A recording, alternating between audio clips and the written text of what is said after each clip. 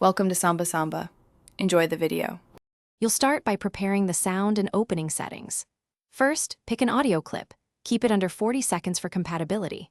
Once done, trim and export it as M4R on your computer or keep an MP3 you can convert later.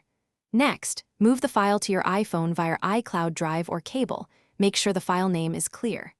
Now unlock your phone, open Settings, and get ready to use the file's app and sounds and haptics to assign the tone.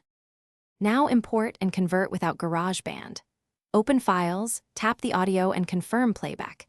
If it's MP3, convert it to M4R using a trusted iOS shortcut or an online converter. You'll keep quality but shorten duration. Once you have M4R, open Shortcuts, create a new shortcut that gets the file and uses the Save File action to place it in ringtones, or use the share sheet to choose ringtone when available. This method, finally, set the ringtone and handle common problems. Go to Settings, Sounds and Haptics, then Ringtone and pick your new tone. You should hear a preview. If the tone doesn't appear, restart the phone and recheck that the file is M4R and under 40 seconds, then re-import. Make sure iCloud or local transfer fully finished. Sometimes syncing delays hide the file. If issues persist, recreate the ringtone in Shortcuts and confirm permissions for files and shortcuts are allowed in Settings.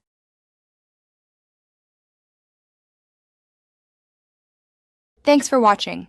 Consider subscribing if we helped you.